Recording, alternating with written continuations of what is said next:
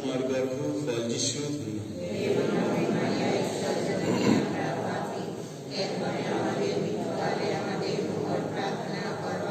দেখো আমি প্রভুর দাসী। প্রণাম মারিয়া, প্রসাদ পূর্ণা, প্রভু তোমার সহায়। তুমি নারী কুলের জন্য তোমার গর্ভ ফল যিশু।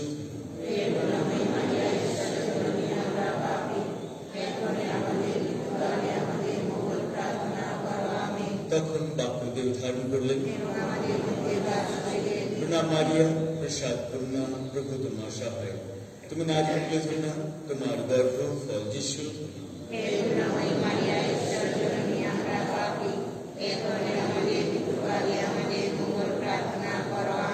এই প্রেম ঈশ্বর জন্যই আমাদের মঙ্গল প্রার্থনা করো। ঈশ্বর প্রার্থনা করি, প্রভু তোমার পুত্র কাছে আমরা অবগত হইয়াছি, আমরা আমাদের তোমার সবাই বর্ষণ করি, জন্মযাত্রা আমরা লাভ করি আমাদের সেই খ্রিস্টের নামে। গান সংখ্যা 405।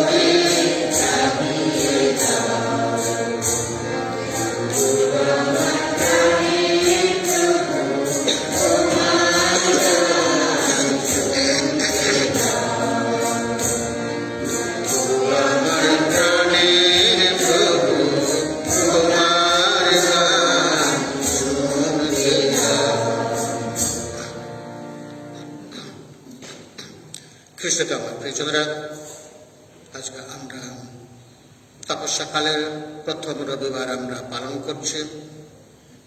এই তপস্যাকালের প্রথম রবিবারে যারা খ্রিস্টজাগ দিয়েছেন তারা হলেন মা মারিয়ার মধ্যস্থতায় ঈশ্বরের সাহায্য যাচনা করে খ্রিস্টজাগ দিচ্ছেন সুচিত্রা মণ্ডল। ঈশ্বরকে কৃতজ্ঞতা এবং ধন্যবাদ জানিয়ে খ্রিস্টজাগ দিচ্ছেন অ্যালেন ও সঙ্গীতা তীরচার্য। ঈশ্বরের কৃপা পাওয়ায় ঈশ্বরকে ধন্যবাদ জানিয়ে খ্রিস্টজাগ দিচ্ছেন বাবুল বংশ এবং তার পরিবারবর্গ। সুস্থতা কামনা করে ঈশ্বরের কাছে বিশেষ সাহায্য যাচনা করে খ্রিস্টজাগ দিচ্ছেন বাবুল বংশ এবং তার পরিবারবর্গ। বিদেশে 2 ছেলে সুস্থ সবল আছে, সেজন্য ঈশ্বরকে ধন্যবাদ জানিয়ে খ্রিস্টজাগ দিচ্ছেন মা মণি পালমা এবং তার পরিবারবর্গ। পরলোকগত শিমন বংশের আত্মার চির শান্তি কামনা করে খ্রিস্টজাগ দিচ্ছেন প্রীতি অর্পণা বংশ এবং তার পরিবারবর্গ। পরলোকগত কালু বংশের আত্মার চির শান্তি কামনা করে খ্রিস্টজাগ দিচ্ছেন উজ্জ্বলা বংশ। পরলোকগত তরুণ আত্মার চির শান্তি কামনা করে খ্রিস্ট দিচ্ছেন নিরুপমা নস্কর। পরলোকগত সুদর্শন মণ্ডলের আত্মার চির শান্তি কামনা করে খ্রিস্ট দিচ্ছেন সুমন মণ্ডল এবং তার পরিবার বর্গ। অনিল বিরাজ মণ্ডলের পরিবারের সকল পরলোকগত ব্যক্তিদের আত্মার চির শান্তি কামনা করে খ্রিস্ট দিচ্ছেন অনিল মণ্ডল এবং তার পরিবার বর্গ। আসুন আমরা যারা আজকের এই খ্রিস্টজাগ দিয়েছেন তাদের পরিবারের সঙ্গে এক হয়ে করুণাময় পিতা পরমেশ্বরের কাছে প্রার্থনা জানাই যে করুণাময় পিতা পরমেশ্বর তাদেরকে কৃপা করেছেন, তাদের মঙ্গল করেছেন, তাদের সঙ্গে সঙ্গে থেকে তাদেরকে সাহায্য করেছেন এবং যাদেরকে এই সংসার থেকে ডেকে নিয়েছেন ঈশ্বর করুণা করে তাদের সমস্ত অন্যায় অপরাধ ক্ষমা করে তার সেই স্বর্গরাজ্যে যেন চির শান্তি দান করেন। তাদের পরিবারে যারা রয়ে গেছেন কৃপা করে তাদের প্রতি কৃপা দৃষ্টি বর্ষণ করেন, সঙ্গে সঙ্গে থেকে বিপদ মুক্ত করে শান্তি দান করেন। এই উদ্দেশ্য নিয়ে আসুন আজকে আমরা আমাদের এই পবিত্র খ্রিস্টজাগ উৎসর্গ করি। পিতা পুত্র পবিত্র আত্মার নামে।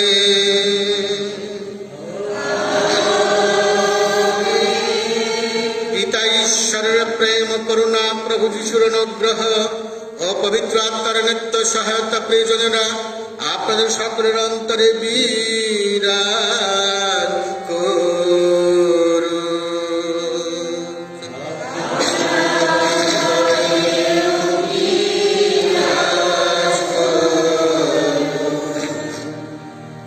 খ্রিস্টতে আমার প্রিয়জনেরা, তপস্যা কালকে ইংরাজিতে বলা হয় লেন্ট, যার প্রকৃত অর্থ হল বসন্ত।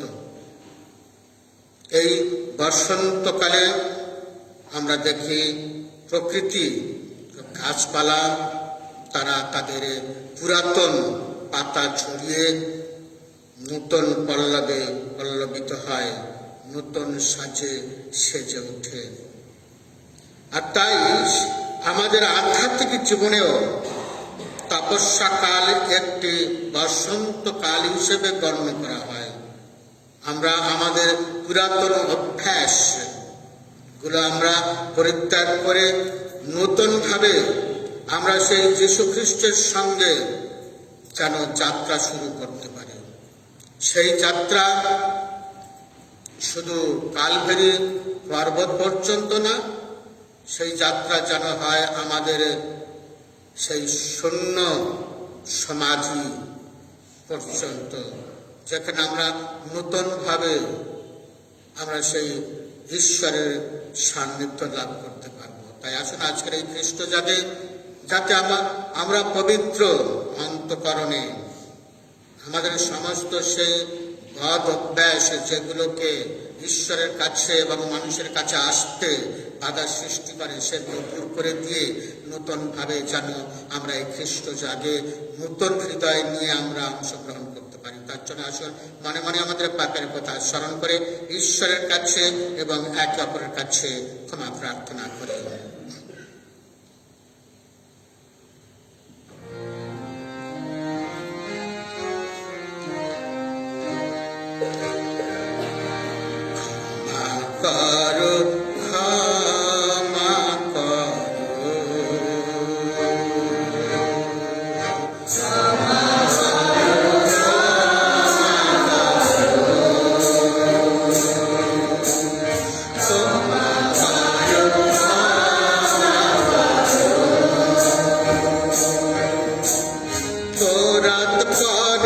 পুত্র তুমি যিশু মুক্তিদাতা,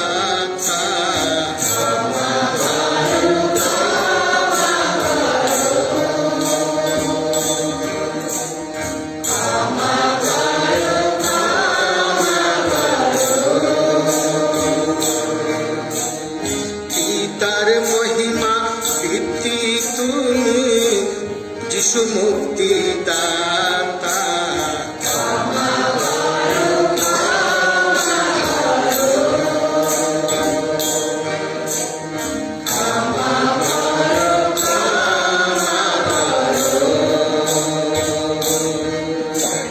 চিরকালের মহাযাজক যিশু মুক্তিদাতা,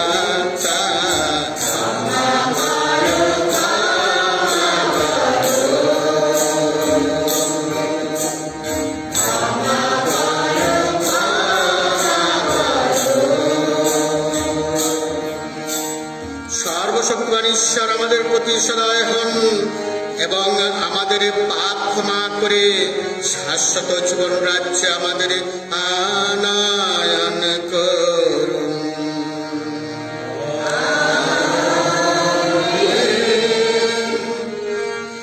এসো আমরা প্রার্থনা করি। হে পুণ্য পরম, তোমার পবিত্র বিধানে সেই মহাপ্লাবনের কালে 40 দিন ধরে আকাশের অঝর ধারা পৃথিবীর সমস্ত দূষণ মোচন করে দিয়েছিলে, তখন সিদ্ধ মাটিতে ধার্মিকতার মতন অঙ্কুর উন্মিলিত হয়েছিল। তেমনি ভাবে দীক্ষা স্নানের পবিত্র ধারায় তোমার ভক্তরা পাপ কালিমা থেকে মুক্ত হয়েছে, নব জন্ম লাভ করেছে। আজ আমরা মিনতি জানাই, এই তপস্যাকালের 40 দিনে তুমি আমাদের অনুগ্রহের ধারায় আমাদের অন্তর প্লাবিত করো। যা কিছু মলিনতা সেই পবিত্র ধারায় মুছে যাক, তোমার দেওয়া নবজীবন নূতন করে উন্মেষিত হোক। তোমার পুত্র আমাদের প্রভু যীশু খ্রিস্টের নামে এই প্রার্থনা করি। পবিত্র আত্মার সংযোগে তোমার সঙ্গে জীবনময় ও সর্বনিয়ন্তা ঈশ্বর রূপে তিনি যুগে যুগে বিরাজমান।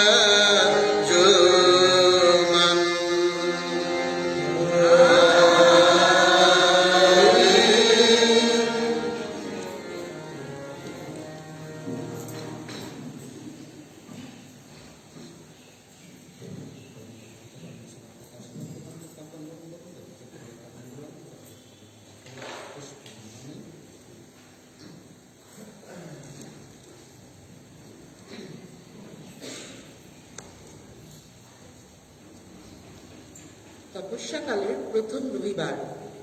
প্রথম পাঠের সারাংশ মানুষের সঙ্গে পরমেশ্বরের সন্ধি স্থাপন। আদি পুস্তক 9 অধ্যায় 8 থেকে 15 পদ।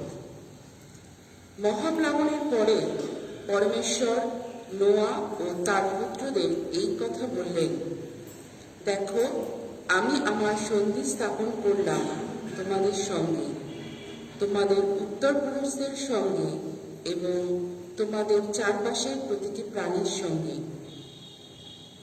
যত প্রাণী, গবাদি পশু ও বন্য জন্তু তোমাদের আশেপাশে রয়েছে, যে সমস্ত প্রাণী নৌকা থেকে বেরিয়ে এসেছে, পৃথিবীতে এখন যে সমস্ত জীবজন্তু রয়েছে তাদেরও সঙ্গে, হ্যাঁ, তোমাদের সঙ্গে আমার এই সন্ধি আমি স্থাপন করলাম। মহাপ্লাবনের জলরাশিতে মর্ত প্রাণীকুল আর কোনোদিন লুপ্ত হবে না। পৃথিবীতে প্রলয় আনবার জন্যে আর কখনো কোনো প্লাবন ঘটবে না। পরমেশ্বর আরো বললেন, এই সেই সন্ধির চিহ্ন, যে সন্ধি আমার ও তোমাদের মধ্যে এবং তোমাদের চারপাশের সমস্ত প্রাণীর সঙ্গে আমি চিরযুগের মতোই স্থাপন করলাম। মেঘের বুকে আমি রাখলাম আমার ধন্য। এই হবে আমার ও পৃথিবীর সমস্ত সেই সন্ধির চিহ্ন। আমি যখন পৃথিবীর ওপর জড়ো করে আনব পুঞ্জ পুঞ্জ মেঘ, আর ধনুটি যখন মেঘের বুকে দেখা দেবে, তখন আমার মনে পড়বে সেই সন্ধির কথা, যে সন্ধির বন্ধনে আমি তোমাদের সঙ্গে এবং যত রকম প্রাণী আছে তাদেরও সঙ্গে আবদ্ধ রয়েছি। তাহলে জলরাশি আর কখনো প্লাবনে পরিণত হয়ে মর্ত ও প্রাণীকুলকে বিলুপ্ত করবে না। এই হলো প্রভুর বাণী।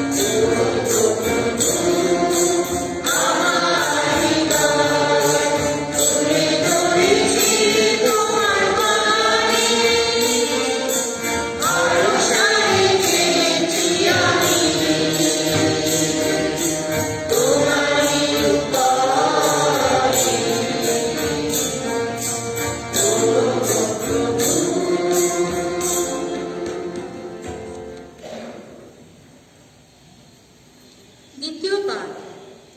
পাঠের সারাংশ, দীক্ষাস্থানের জল আমাদের পাপমুক্ত করে। 3 অধ্যায় 18 থেকে 22 পদ। সাধু পিতরের প্রথম ধর্মপত্র। প্রীতিভাজনেরা খ্রিস্ট নিজেই মানুষের পাপে প্রায়শ্চিত্ত করতে মৃত্যুবরণ করেছিলেন, একবার চিরকালের মতো। যিনি ধর্মময়, তিনি অধার্মিকদের জন্য মৃত্যুবরণ করেছিলেন, যাতে তিনি পরমেশ্বরের কাছে তোমাদের নিয়ে যেতে পারেন। তিনি মরদেহে নিহত হয়েছিলেন বটে, কিন্তু আত্মিক শক্তিতে সঞ্জীবিত হয়ে উঠলেন, আর সেই আত্মিক শক্তিতে তিনি অধোলোকে বন্দী যত আত্মার কাছে গিয়ে তার বাণী ঘোষণা করলেন। একদা নোহর সঙ্গে যখন পরমেশ্বরের সেই নৌকা নির্মাণের দিনগুলিতে সহিষ্ণু প্রতীক্ষায় ছিলেন, তখন সেই সমস্ত আত্মা তার আনুগত্য স্বীকার করেনি। নৌকায় চড়ে অল্প কয়েকজন সব শুদ্ধ 8 জন লোক জলের মধ্য দিয়ে গিয়ে পরিত্রাণ পেয়েছিলেন। এতে তো সেই দীক্ষাস্থানেরই ছবি রয়েছে, যে দীক্ষাস্থান এখন তোমাদের পরিত্রাণ করে। দীক্ষাস্থান দিয়ে মালিন্য মোচন নয়, বরং পরমেশ্বরের কাছে সৎ বিবেকের আত্মনিবেদন। দীক্ষাস্থান মানুষকে পরিত্রাণ করে সেই যীশুখ্রিস্টের পুনরুত্থানের ফলে, যিনি স্বর্গে উপনীত হয়ে এখন পরমেশ্বরের ডান পাশেই রয়েছে, যার অধীনে রয়েছে সমস্ত স্বর্গদূত ও স্বর্গে যত কর্তৃত্ব, যত শক্তি। এ হল প্রভু বাণী।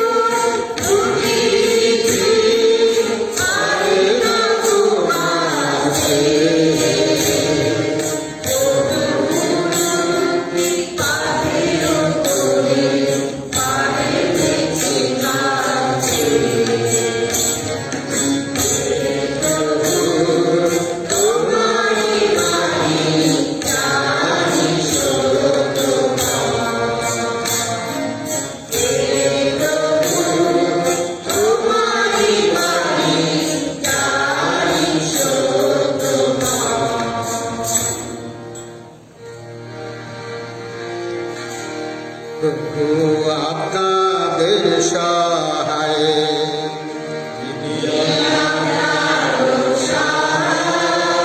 মার্ক রচিত মঙ্গল সমাচার।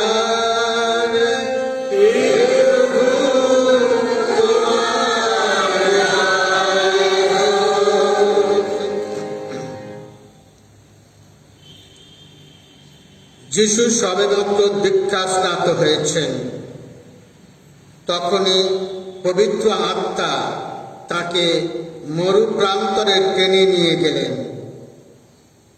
যিশু 40 দিন সেখানে রইলেন। সেই সময় শয়তান তাকে নানাভাবে প্রলোভনে ফেলতে চেষ্টা করল। সেখানে তিনি ছিলেন বন্য পশুদের মধ্যে। স্বর্গদূতরা এসে তার সেবা করতেন। যখন কারারুদ্ধ হলে যিশু গ্যালিলিয়ায় চলে এলেন। সেখানে তিনি ঈশ্বরের মঙ্গল সমাচার প্রচার করতে লাগলেন। তিনি বলতেন, সময় হয়ে এসেছে, ঐশ্বরাজ্য এখন খুবই কাছে, তোমরা মন ফেরাও, তোমরা মঙ্গল সমাচারে বিশ্বাস করো। আর এই হলো আজকের আমাদের সবার জন্য প্রভু যীশু খ্রিস্টের মঙ্গল সমাচার।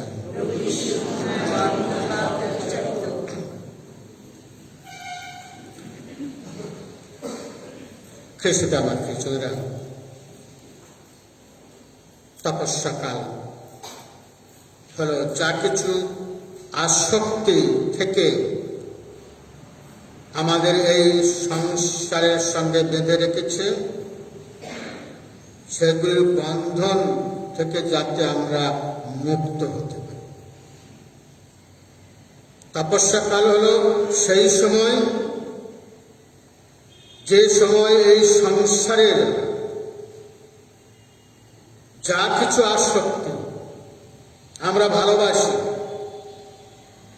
আর সেই ভালোবাসাটা ঈশ্বরের কাছে, মানুষের কাছে আসতে বাধা সৃষ্টি করে, সেগুলোকে যেন আমরা পরিত্যাগ করতে পারি। তার জন্য এই তপস্যাকাল। তপস্যাকাল হলো যেন আমরা ঈশ্বরের সঙ্গে সংযুক্ত থাকতে পারি, আর সেই জন্যই তপস্যাকাল। তাই খ্রিস্ট আমার প্রিয়জনেরা, সাধু জেরম তিনি ছিলেন একজন মহাচার্য। তিনি 25 বছর ধরে তিনি যে গুহায় যিশু জন্মগ্রহণ করেছিলেন, সেই গুহায় তিনি বাস করেছিলেন 25 বছর ধরে। আর তিনি প্রার্থনা করেছিলেন 25 বছর ধরে। আর একদিন তিনি প্রার্থনা করছেন যে, হে প্রভু যিশু, তুমি তো আমাদের জন্য, মানুষের জন্য তুমি প্রাণ বিসর্জন দিয়েছ, তাহলে আমি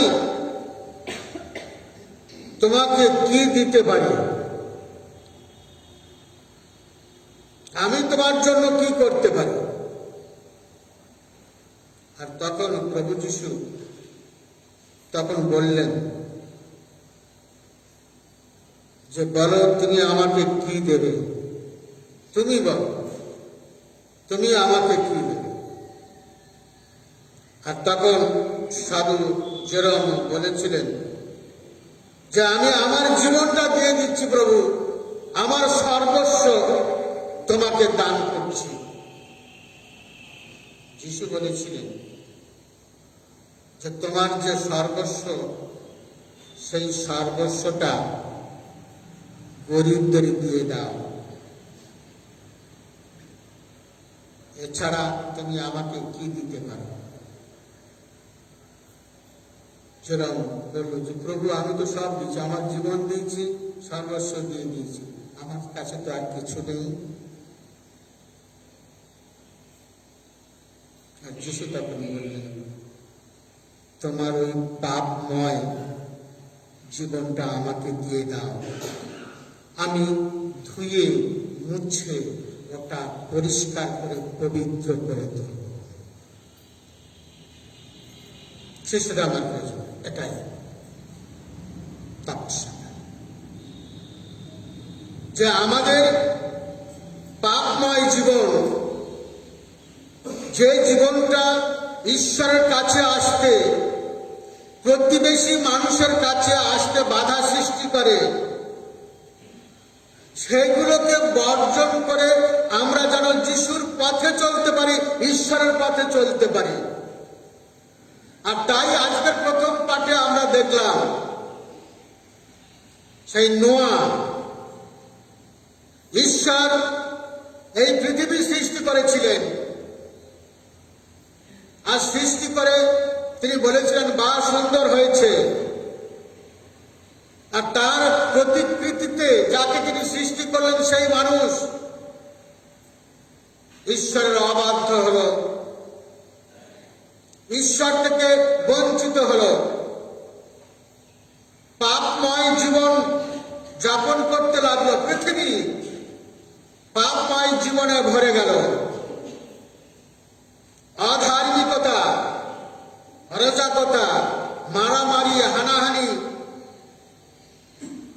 আর ঈশ্বর চাইলেন যে পৃথিবী আমি সৃষ্টি করেছি, স্বাদের পৃথিবী, সেই পৃথিবীতে পাপে পরিপূর্ণ হয়েছে, এই পৃথিবী আমি আর রাখবো না। আর তাই তিনি কি করলেন, তিনি দেখলেন সেই প্রাণীকুলের দিকে তিনি তাকালেন, আর তাকিয়ে দেখলেন যে একটাই মাত্র পরিবার যে ধার্মিক, আর তাকে তিনি নির্দেশ দিলেন। আমরা জানি গল্প, আমরা জানি সেই গল্প যে কেমন করে নোয়া সেই নৌকা তৈরি করল। আর তারপর তিনি কি করলেন, নৌকার মধ্যে নিয়ে আসলেন বিভিন্ন প্রজাতির প্রাণীকুলদের জোড়া জোড়া করে নিয়ে এসে তিনি সেই জাহাজের মধ্যে রাখলেন, নৌকার মধ্যে রাখলেন। আর সেই নৌকা তারপরে তিনি কি করলেন, সেই পৃথিবীকে তিনি ধ্বংস করে দিলেন। তিনি ডেকে আনলেন কি, মহাপ্লাবন। আর সেই প্লাবনে কি হচ্ছে, নৌকা ভাসছে। আর তারপরে প্রাণীকুল ধ্বংস হয়ে গেল। আর সেখান থেকে জাহাজে যাদেরকে নিরাপদে রাখা হয়েছিল তাদেরকে বের করে দিলেন। আমরা এটাই হলো দীক্ষা স্নানের চিহ্ন, স্মরণ করিয়ে দিচ্ছে আমাদের দীক্ষা স্নান। নূতন করে জীবন আরম্ভ করে ঈশ্বর নূতন করে মানুষকে আবার পরিচালনা করে, যাতে তারা নূতন জীবন নিয়ে এই পৃথিবীতে বসবাস করতে পারে। আর তাই তিনি সন্ধি স্থাপন করলেন নোয়ার সঙ্গে, মানুষের সঙ্গে, সমস্ত প্রাণীকুলের সঙ্গে তিনি সন্ধি স্থাপন করলেন। আর ভ্রমণ করে তিনি মহাপ্লাবনে তিনি প্রাণীকুলকে ধ্বংস করবেন না, প্রতিশ্রুতি দিলেন। তাই খ্রিস্ট আমার প্রয়োজন। আজকে আমরা দেখি দ্বিতীয় পাঠে সেই একই কথা বলছে, দীক্ষাস্থানের কথা, যে দীক্ষাস্থানের মধ্য দিয়ে আমরা নতুন জীবন পাই, যে দীক্ষাস্থানের মধ্যে দিয়ে আমরা ঈশ্বরের সন্তানে পরিণত হতে পারি। আর ঈশ্বর যা নির্দেশ দিয়েছেন তা যেন আমরা পালন করতে পারি, আর করে যেন প্রকৃত মর্যাদায় আমরা সেই সন্তান রূপে থাকতে পারি। তা খ্রিস্ট আমার প্রয়োজন। আজকের মঙ্গল সমাচারে আমরা দেখছি সেই মানুষকে ঠিক পথে পরিচালনা করবার জন্য যীশু খ্রিস্ট দীক্ষা স্নানের পরে তিনি গেলেন সেই মরুপ্রান্তরে। মরুপ্রান্তরে কেন তিনি গেলেন? নিরিবিলি স্থানে, নির্জন স্থানে তিনি গেলেন, যাতে তিনি ঈশ্বরের সঙ্গে তিনি সম্পর্ক রাখতে পারেন। প্রার্থনায় উপবাসের মধ্য দিয়ে যেন ঈশ্বরের সঙ্গে থাকতে পারেন। আর নির্জন স্থান হলো ঈশ্বরের সঙ্গে সাক্ষাৎ, আর নির্জন স্থান হলো তার সঙ্গে সাক্ষাৎ। যিশু গেলেন সেই মরু প্রান্তরে নির্জন স্থানে, তার সঙ্গে সাক্ষাৎ করতে গেলেন তিনি ঈশ্বরের সঙ্গে। আর তিনি দ্বিতীয় সাক্ষাৎ তার সঙ্গে করলেন শয়তান, প্রলোভন। তাহলে দুটো জিনিস নির্জন স্থানে ঘটে। একটা নির্জন স্থানে আমরা প্রার্থনাময় জীবন নিয়ে আমরা ঈশ্বরের সঙ্গে সাক্ষাৎ করি, আর একটা যখনই আমরা প্রার্থনা করতে বসি তখন আমরা কি সীমাই হাই তুলি শয়তানের সাক্ষাৎ করতে। শয়তানের কাজ ওই সময় মানুষকে বা কোনো জিনিসকে ভালো করবে না, দেখাবে ভালো, লোভে প্রলোভনে ফেলবে, আর তাতেই আমরা আকৃষ্ট হই। আর তাই আমরা কি করি? আমরা ভাবি যে কি যে এই জিনিসটা হয়তো ভালোবেসে আমরা সেই জিনিসটা গ্রহণ করি, আর সেটা হলো মন্দ। মন্দটা আমরা ভালোবেসে গ্রহণ করি, আর যেটা ভালো সেটা আমরা তিক্ত অবস্থায় দূর করে দিই। এখানে যীশু খ্রিস্ট কি করলেন? সেই মরুভূমিতে এলেন ভালো আর মন্দ জানতে, আর জেনে সেই মতো তিনি প্রবেশ করলেন সংসারে, ঈশ্বরের বাণী, সেই ভালোবাসার বাণী প্রচার। তাই নির্জন স্থান। একদিন বাচ্চা, উটের বাচ্চা তার মাকে জিজ্ঞাসা করছে, আচ্ছা মা, আমাদের পা না খুব মোটা চামড়া, বড় কেন? গুরু কেন? তারা কেন জানো? আমরা তো ওই মরুভূমিতে বালির উপর দিয়ে আমরা হেঁটে যাই, আর ওই পুরো বড় পা, ওটা পায়ের তলাটা যাতে বালিতে ঢুকে না যায় তার জন্য। তারপরে বলছে, মানে মা আর একটা জিনিস আমি জিজ্ঞাসা করি, কি? তাহলে দেখো না, আমাদের চোখের পাতাগুলো বড় কেন? তাহলে দেখো, আমরা যখন বালির মধ্য দিয়ে, ওই মরুভূমির মধ্য দিয়ে আমরা যখন যাই, আর তখন ওই বালি উড়ে যাতে আমাদের চোখে না পড়ে তার জন্য ওই পর্দাটা, আমাদের চোখের পাতা তা না হয়, ঠিক আছে, কিন্তু একটা বিচ্ছিরি জিনিস না। তাহলে কি বিচ্ছিরি? তাহলে দেখো না, সব ভালো, কিন্তু বিচ্ছিরি জিনিসটা কি? উটের পুঁজ। তাহলে দেখো সব কিছু ভালো আছে, কিন্তু বিচ্ছিরি একটা জিনিস, পিঠের উপরে একটা পুঁজ, পুঁজো একটা, কেন? তাহলে দেখো, আমরা তো অনেক দিন ধরে আমরা এই মরুভূমিতে যাত্রা করি, সেখানে না থাকে জল, না থাকে খাবার, আর আমরা ওই কুঁজের মধ্যে আমরা খাবার আর জল জমা করে রাখি, আর যাতে আমরা ওই সময় জল আর খাদ্য পেতে পারি। সেই জন্য ওখানে ওটা হলো কি, খাবার আর জলের থলি, ও এই কথা। কিন্তু মা, আমরা তো এখন আর মরুভূমিতে নেই, আমরা তো এখন মরুভূমিতে নেই। আমরা কোথায়? আলিপুরের চিড়িয়াখানায়। আমরা তো এখন, তাহলে আমাদের নির্জন স্থান কোথায়?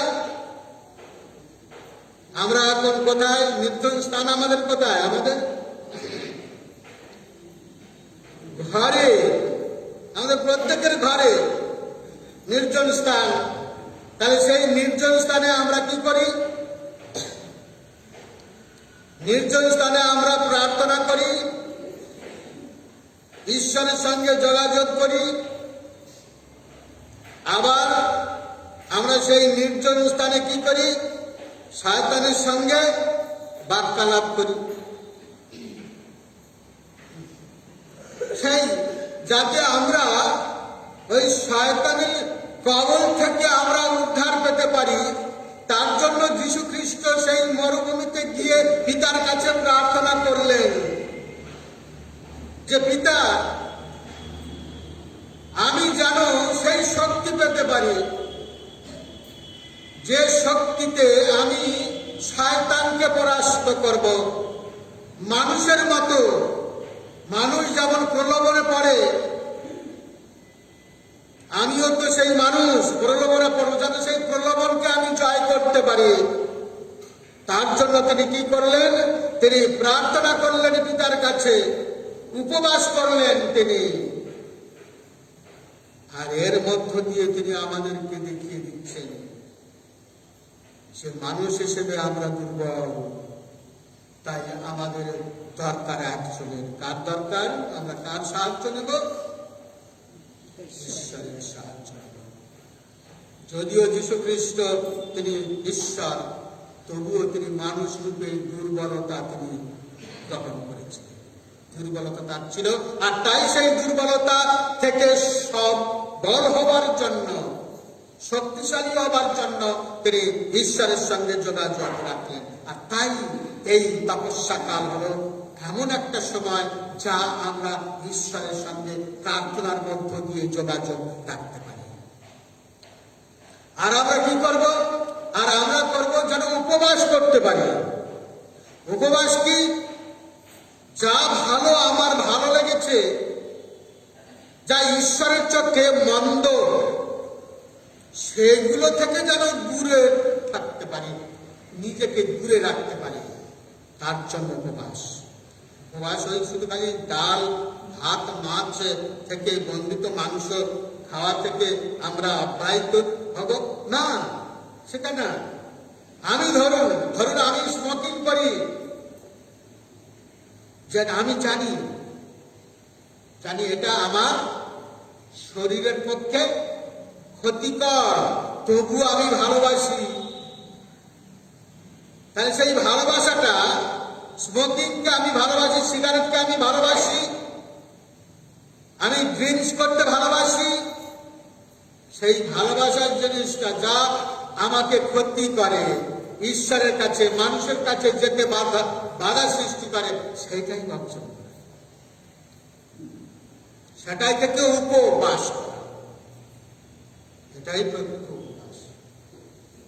যা আমার জীবনে আছে, আমার চলার পথে হয়তো আমি মনে করছি ভালো, কিন্তু সেটা মানুষের ক্ষতি করবে, মানুষের কাছে যেতে বাধা সৃষ্টি করবে, সেসব জিনিস থেকে বিরত থাকা, এটাই উপবাস। আর সেই জন্য যীশু খ্রিস্ট সেই আমাদের প্রথম দিনে সেই হাস্য বুধবারে বলেছেন যে কি করবে? প্রার্থনা করবে যাতে ঈশ্বরের শক্তি লাভ করতে পারো। আর কি করবে? উপবাস করবে যাতে তুমি নিজেকে, তোমার আত্মাকে সংযত করতে পারো, শরীর সংযত করতে পারো। আর কি করবে? দয়া দেখাবে, তাদের প্রতি, মানুষের প্রতি, তোমার প্রতিবেশীর প্রতি দয়া কি করে দেখাবো আমরা? শুধু খালি ভিক্ষাদান দিয়ে? দুটো পয়সা দিয়ে না, যার যেমন প্রয়োজন তার কাছে ঠিক তেমনি না, আমার যতটুকু সম্ভব, যতটুকু আমি পারবো ততটুকু দিয়ে তাকে সাহায্য করা, তাকে তুলে ধরা, এটাই প্রিয়জনেরা, আজকের মঙ্গলবাড়ির মধ্য দিয়ে যীশু খ্রিস্ট যে আহ্বান জানিয়েছেন, ঈশ্বর যে আহ্বান জানিয়েছেন, সেই আহ্বানে স্বতঃস্ফূর্তভাবে আমরা অংশগ্রহণ করে এই সংসার জীবনে তারা ঈশ্বরকে সঙ্গে নিয়ে যত বাধা বিপদে আসুক না কেন, বিপদ আসুক না কেন, ঈশ্বরের সহযোগিতায় যেন আমরা সেই ঈশ্বরের সাহায্যে সেই সব বাধা অতিক্রম করে যেন শাশ্বত জীবনের অধিকারী হতে পারি, এই আশা রেখে আসুন আজকে আমরা আমাদের পবিত্র খ্রিস্ট চাই উৎসর্গ করি।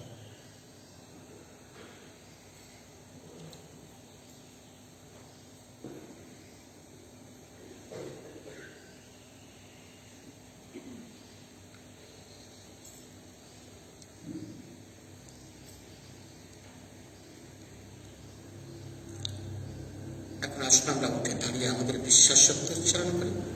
সকলকে স্রষ্টা সর্বশক্তিমান পিতা ঈশ্বরের এবং তাহার অদ্বিতীয় পুত্র আমাদের প্রভু সেই যীশু খ্রিস্টে আমি বিশ্বাস করি, যিনি পবিত্র আত্মার প্রভাবে গর্ভস্থ হইয়া কুমারী মারিয়া ভক্তির জন্মগ্রহণ করিলেন, পবিত্র প্লাতের শাসনকালে যন্ত্রণা ভোগ করিলেন, ক্রুশবিদ্ধ কতর্পণ সমাধিস্থ হইলেন, পাতাল গ্রহণ করলেন, তৃতীয় দিবসে মৃতের মধ্য হইতে পুনরুত্থান করিলেন, সাকারণ করলেন, সর্বশক্তিমান পিতা ঈশ্বরে দক্ষিণ পার্শ্বে উপবিষ্ট আছেন, সেই স্থান হইতে যিনি পৃথিবী বিচারার্থে আগমন করবেন।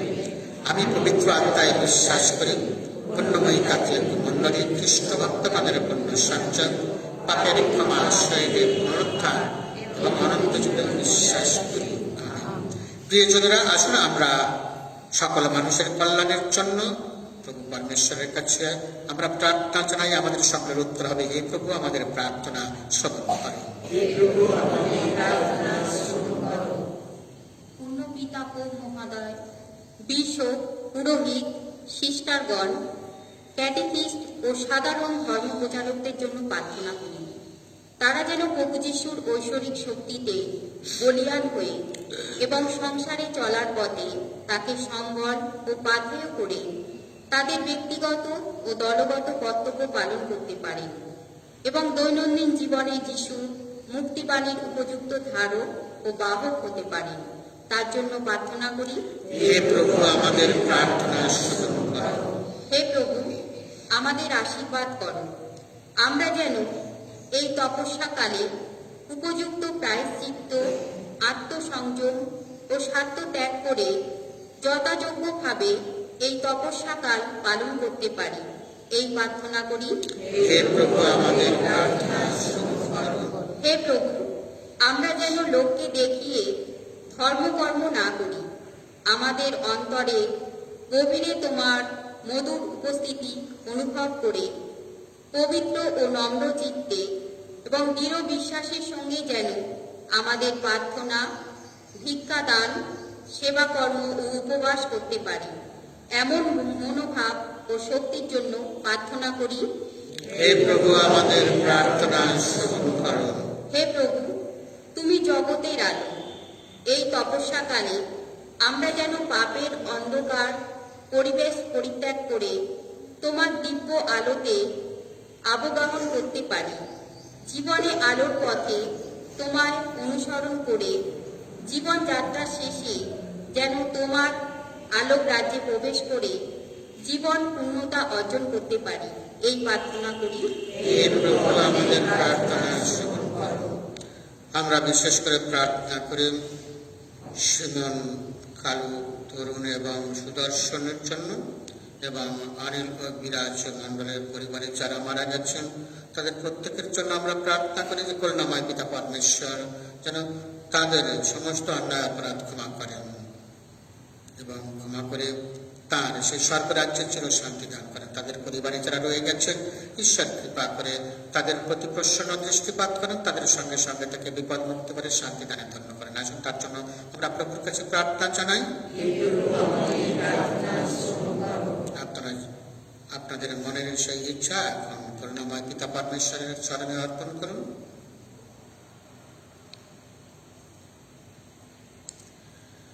হে করুণাময় পিতা পরমেশ্বর, তোমার চরণ কমলে যে সকল প্রার্থনা আমরা অর্পণ করলাম এবং আমাদের অন্তরে আরো যে সকল চাওয়া পাওয়া রয়ে গেছে, হে অন্তর্যামী, আমাদের অন্তরের কথা জেনে তোমার ইচ্ছা অনুসারে আমাদের সকল প্রার্থনা পূর্ণ করো।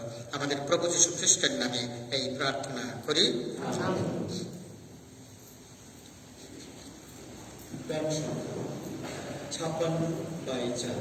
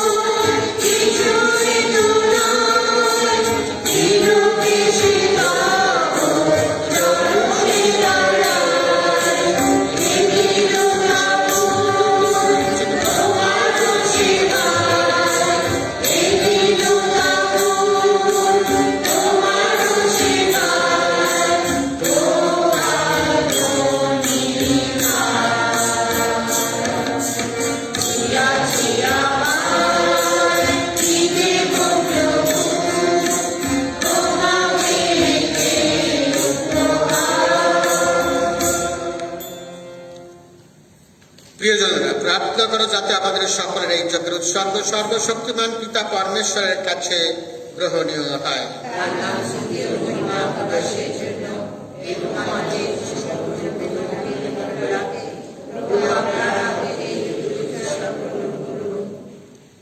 হে পিতা, তপস্যাকালের সূচনায় এখন আমরা এই যে অর্ঘ নিবেদন করতে চলেছি, তুমি তা প্রসন্ন হয়ে গ্রহণ করো। আমাদের মনের আমূল পরিবর্তন ঘটিয়ে আমাদের এই খ্রিস্ট জাগে নিবেদন করার যোগ্য করে তোলো। আমাদের প্রভু যীশু খ্রিস্টের নামে এই প্রার্থনা করি। প্রভু আপনাদের সহায়। প্রভুর দিকে মন প্রাণ তুলে ধরো। এসো পরমেশ্বরের উদ্দেশ্যে কৃতজ্ঞতা জ্ঞাপন করে। হে পরম পিতা, সর্বশক্তিমান সনাতন পরমেশ্বর, সর্বকালে ও সর্বস্থানে আমাদের প্রভু যীশু খ্রিস্টের মধ্যস্থতায় তোমার কাছে আমাদের কৃতজ্ঞতা নিবেদন করা সত্যই উচিত, সত্যই কল্যাণকর। মরুভূমিতে খ্রিস্ট 40 দিন ধরে কঠিন উপবাস করে অপূর্ব তপস্যার আদর্শ দেখিয়ে আমাদের অনুপ্রাণিত করে গেছেন। সেদিন তিনি ছিন্ন বিচ্ছিন্ন করে দিয়েছিলেন শয়তানের পাতা প্রলোভনের ফাঁদ। তিনি তখন আমাদের শিখিয়েছিলেন কেমন করে আমাদের জীবন থেকে পাপ ও শক্তি নির্মূল করতে পারি। শিখিয়েছিলেন কেমন করে শুচি শুভ্র অন্তর নিয়ে আমরা তার নিস্তার খোঁজে অংশগ্রহণ করতে পারি এবং শেষে সেই চির মুক্তির দেশে উত্তরণ করে শাশ্বত আনন্দ লাভ করতে পারি। তাই সকল সর্বদম সাধু সাধুর সঙ্গে আমরা সমস্যারে তোমার মহিমা কীর্তন করি।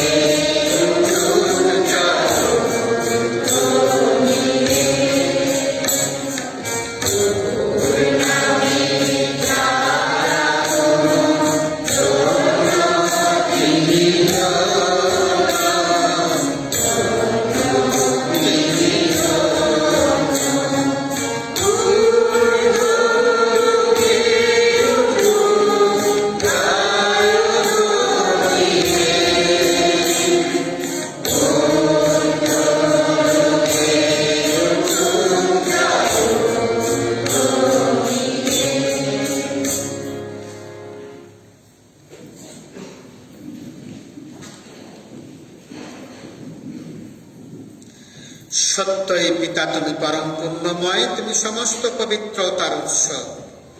অনুনয় করি তোমার আত্মা স্পর্শে নাই বেদ্য পবিত্র করে তোলো, তা যেন পরিণত হয় আমাদের প্রভু যীশু খ্রিস্টের দেহে ও রক্তে। যন্ত্রণাময় মৃত্যুর কাছে স্বেচ্ছায় সমর্পিত হওয়ার পূর্বে তিনি রুটি হাতে দিলেন এবং তোমাকে ধন্যবাদ জানিয়ে সেই রুটি খণ্ড করে তার শিষ্যদের দিয়ে বললেন, না, খাও সকলে, এ আমার দেহ তোমাদের জন্য যা সমর্পিত হবে।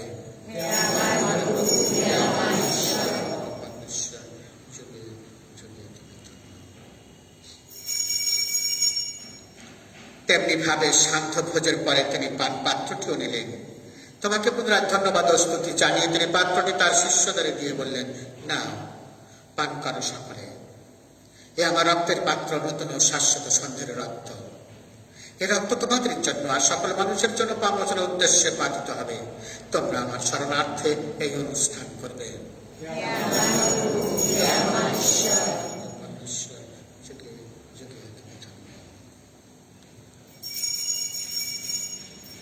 এখন আসুন আমরা খ্রিস্ট বিশ্বাসের এই মহান রহস্য স্মরণ করি।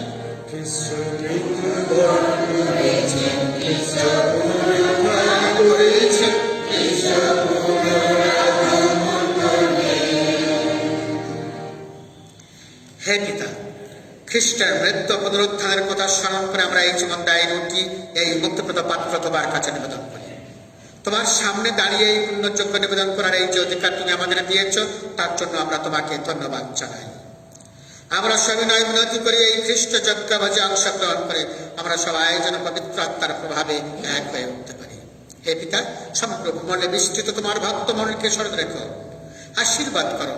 আমাদের বিশ্বগুরু ফ্রান্সিস, আমাদের ধনপাল সামাল বস এবং অন্যান্য মনোনীত ভক্তমণ্ডলী সেবকের সঙ্গে আমরা সবাই যেন ভক্তি ভালোবাসায় পরিণত হয়ে ওঠে।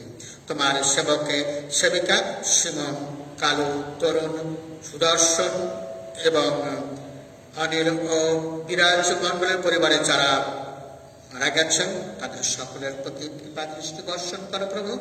এই সংসার থেকে তাদেরকে ডেকে নিয়েছ, তাদের কথা স্মরণ রেখো, আশীর্বাদ করো। দীক্ষা স্নানের সময় তারা যখন তোমার পুত্র যিশুর মৃত্যুর সহভাগী হয়েছেন, তারা যেন এখন তার পুনরুত্থানেরও সহভাগী হয়ে উঠতে পারেন। পুনরুত্থান প্রত্যাশা করে আমাদের যে সমস্ত প্রিয়জন চির নিদ্রায় নিদ্রিত রয়েছেন এবং যে সকল মানুষ তোমার দয়ার উপর ভরসা রেখে মৃত্যুবরণ করেছেন, তাদের সকলের কথা মনে রেখো। তোমার মুখমণ্ডলের দীপ্তিতে তাদের সকলকে উদ্ভাসিত করো।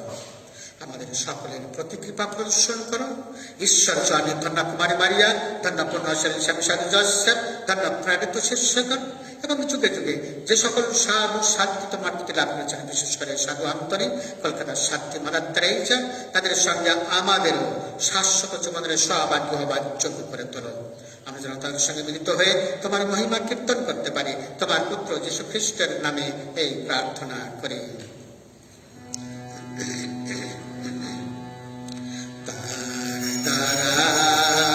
তার সঙ্গে তারি মধ্যে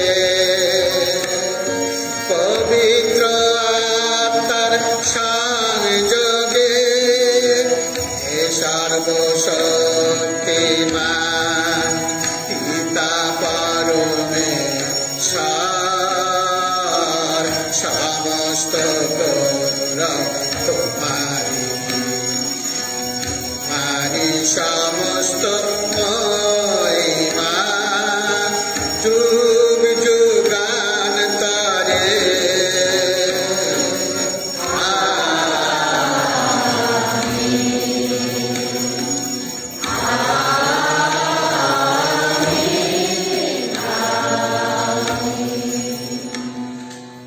এখন আসুন আমরা আমাদের মুক্তিদাতার পদের অনুসারে তার শিক্ষা অনুপ্রাণিত হয়ে খবরের বিষয়ের সঙ্গে তার শেখানো প্রার্থনাটি আমরা বলি। হে আমাদের সর্বস্তপিত, তোমার রাজ্য প্রতিষ্ঠা হোক, তোমার ইচ্ছা যেমন স্বর্গে তেমনি মর্তে পূর্ণ হোক। আমাদের দৈনিক অন্ন আজ আমাদেরকে দাও, এবং আমরা যেমন অপরাধীকে ক্ষমা করি তেমনি তুমিও আমাদের অপরাধ ক্ষমা করো। আর আমাদেরকে প্রলোভনে পড়িতে দিও না, কিন্তু অনন্ত হইতে রক্ষা করো। হে পিতা, তোমাকে বিনতি জানাই, সকল অমঙ্গল থেকে তুমি আমাদের রক্ষা করো। প্রসন্ন হয়ে তুমি এই জীবনে আমাদের শান্তি দাও। আমরা যেন তোমার করুণার উপর নির্ভর করে পাপ থেকে সর্বদা মুক্ত থাকি এবং নিঃসংকটে নিরাপদে জীবন যাপন করি। ত্রাণকর্তা যিশুর ক্ষুদ্র আগমনের আনন্দময় প্রত্যাশায় শান্তি একতার জন্য আমরা প্রার্থনা করি। হে প্রভু যীশু খ্রিস্ট, তুমি তোমার শিষ্যদের এই কথা বলেছিলে, তোমাদের জন্য শান্তি রেখে যাচ্ছে, আমারই শান্তি তোমাদের দিলাম। আমাদের পাপের প্রতি নয়, তোমার ভক্ত মণ্ডলের বিশ্বাসের প্রতি দৃষ্টিপাত করো। আমাদের সকলের মধ্যে প্রতিষ্ঠা করো তোমার আকাঙ্ক্ষিত শান্তি একতা, কারণ তুমি বিশ্বপ্রভু রূপে যুগে যুগে বিরাজমান। প্রভুর শান্তি সর্বদা আপনাদের সকলের অন্তরে বিরাজ করো। এখন আসুন আমরা পরস্পরকে শান্তি নিবেদন জানাই। শান্তি হোক।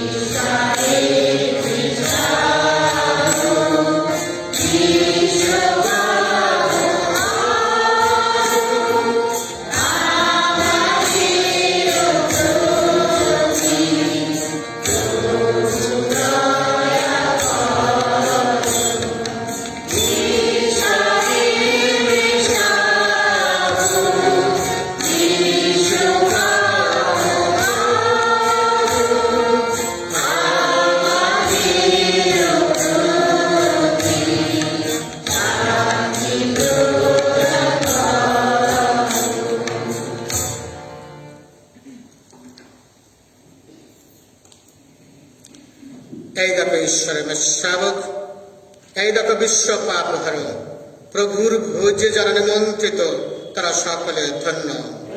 তুমি জমায় করে প্রবেশ করবে, আমি তার চোখে আদেশ করো, তোমার কথাকে আমার আত্মা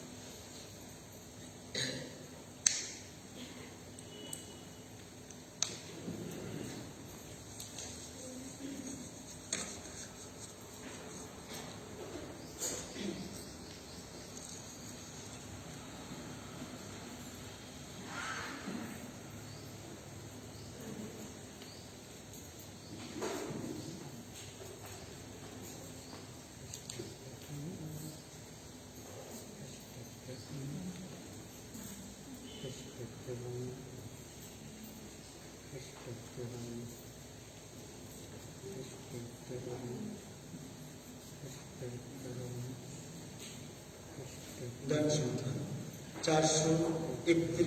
Amen.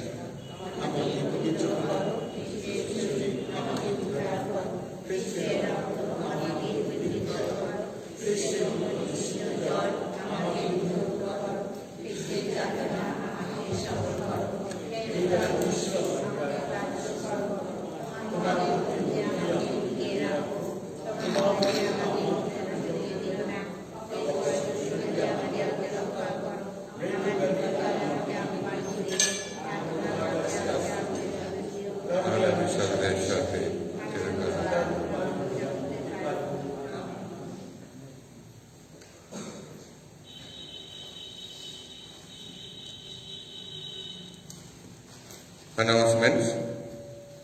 হোলি চাইল্ডহুডে যে কন্ট্রিবিউশন আপনারা দেন, আপনারা যারা এখনো এনভেলপ ফেরত দেননি, আপনারা যত শীঘ্রই সম্ভব কাউন্সিল মেম্বারদের কাছে সেটা দিয়ে দেবেন। তপস্যাকালীন যে দান আমরা সংগ্রহ করি, আগে আমাদের কাছে ভান্ডার আসতো, এবারে খাম দেওয়া হবে, আপনাদের কাছে সেই খাম পৌঁছে দেওয়া হবে। তপস্যাকালের শেষে আপনাদের যে দান আপনারা সংগ্রহ করবেন এই তপস্যাকালে, সেটা তার মধ্যে দিয়ে আপনারা সেটা প্যারিসে পৌঁছে দেবেন কাউন্সিল মেম্বারদের মধ্য দিয়ে। আগামী সপ্তাহ থেকে আমাদের গ্রীষ্মকালীন সময়সূচি শুরু হচ্ছে। আমাদের শনিবারে বিকেলে যেমন কৃষ্ণজাগ হয় 5:30টায় সেটা হবে। রবিবারে সকালে প্রথম কৃষ্ণজাগ হবে 6টায়। আগামী রবিবারে প্রথম কৃষ্ণজাগ সকাল 6টা বাংলায়, দ্বিতীয় কৃষ্ণজাগ 7:30 ও তৃতীয় কৃষ্ণজাগ 9টা। মঙ্গলবারে যেমন বিকালে 5:30টায় কৃষ্ণজাগ হয় সেরকম হবে, এবং শুক্রবারে 5টায় বিকেলে অ্যাডোরেশন এবং তারপর কৃষ্ণজাগ। অন্যান্য সপ্তাহের দিনগুলি সকালে কৃষ্ণজাগ হবে সকাল 6টা। সেটা হবে আগামী সপ্তাহ থেকে।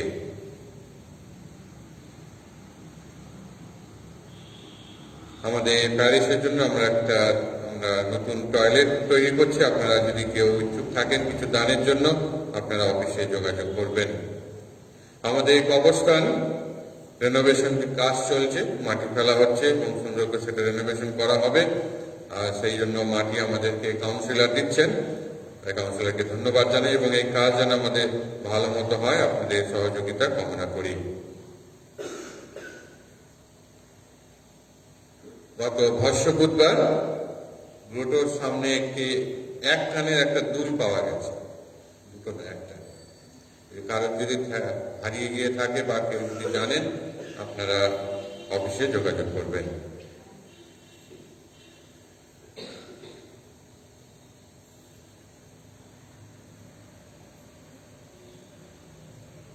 আর সেই দুলটা দেখানো হয়েছে একজনের কাছে, বললো সোনার দুল।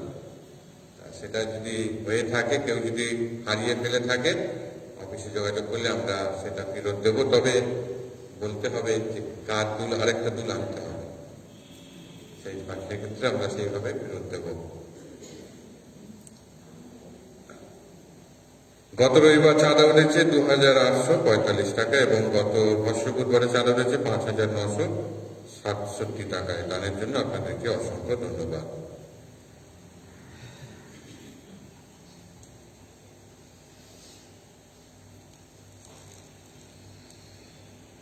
ঐশ্বরাজ্য এখন খুবই কাছে, তোমরা মন ফেরাও, তোমরা মঙ্গল সমাচারে বিশ্বাস করো। আসুন আমরা প্রার্থনা করি। হে পরম পিতা, তোমার অমৃতান্ন গ্রহণে আমরা নব প্রাণ শক্তি পেয়েছি। আমাদের বিশ্বাস দৃঢ়তর হয়ে উঠেছে, আমাদের আশা উজ্জ্বলতর, আমাদের ভক্তি গভীরতর হয়ে উঠেছে। ধন্য তুমি, ধন্য। আমরা এখন তোমাকে অনুনয় করি, যিনি আমাদের প্রকৃত জীবনান্ন, তাকেই গ্রহণ করার জন্য আমরা যেন চির উৎসুক থাকি। তার মুখ থেকে উচ্চারিত প্রতিটি বাণী যেন আমাদের জীবনযাত্রার সম্বল করে নিতে পারি। আমাদের প্রভু যীশু খ্রিস্টের নামে এই প্রার্থনা করি। প্রভু আপনাদের সহায়। সর্বশক্তিমান পরমেশ্বর পিতা, পুত্র, পবিত্র আত্মা আপনাদের সবাইকে আশীর্বাদ করুন। খ্রিস্টজাগ সমাপ্ত হলো, আপনাদের সবাইয়ের শান্তি হোক।